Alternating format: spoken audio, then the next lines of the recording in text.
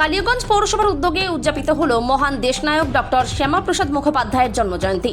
ভারতের অখণ্ডতা ও প্রগতির অন্যতম কারিগর ডক্টর শ্যামাপ্রসাদ মুখোপাধ্যায় এই মহান মনীষীর জন্মজয়ন্তী প্রতি শ্রদ্ধা জানানো হয়।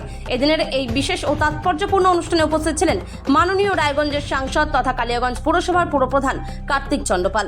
তিনি অত্যন্ত শ্রদ্ধার সাথে ডক্টর শ্যামাপ্রসাদ মুখোপাধ্যায়ের প্রতিকৃতিতে মাল্যদান করেন এবং তার স্মৃতির প্রতি গভীর শ্রদ্ধা নিবেদন করেন। শুধু তাই নয়, এই পুণ্য লগ্নে সামিল হয়েছিলেন কালিয়াগঞ্জ পুরসভার অন্যান্য কাউন্সিলর বৃন্দ, পুর আধিকারিকগণ এবং এলাকার বিশিষ্ট গুণীজনেরা।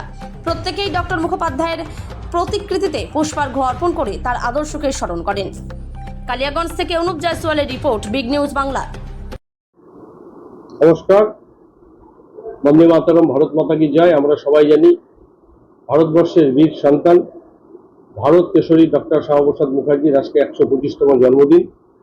সেই জন্মদিন আজকে কালিয়াগঞ্জ পৌরসভায় পালিত হলো এবং সেখানে আমরা সবাই তাকে পুষ্পার্ঘ্য নিবেদন করে তার স্মৃতিচারণা হলো এবং তার সাথে সাথে আমি আহ্বান করব সমস্ত যুব সমাজকে, আজকে আমাদের শ্যামাপ্রসাদ মুখার্জি যেভাবে বাংলাকে রক্ষা করার জন্য লড়েছিলেন এবং তার সাথে সাথে তার লক্ষ্য একটাই ছিল, এক দেশ এক বিধান এক নিশান। এবং তিনি সেই জন্য প্রথম মন্ত্রিসভায়, ভারতবর্ষের প্রথম মন্ত্রিসভায় মন্ত্রিত্ব ত্যাগ করে কাশ্মীর যখন ভাগ হয়ে যায়, কাশ্মীরের যখন আলাদা একটা সংবিধান তৈরি হয়, তখন তিনি প্রতিবাদ করে বেরিয়ে এসেছিলেন এবং তার সেই চিন্তাধারা এবং সেই চিন্তাধারাকে মান্যতা দিয়ে আমাদের ভারতবর্ষের সরকার সেই কাশ্মীরেও এক দেশ এক নিশান এক বিধান 370 হাটিয়ে চালু করেছেন।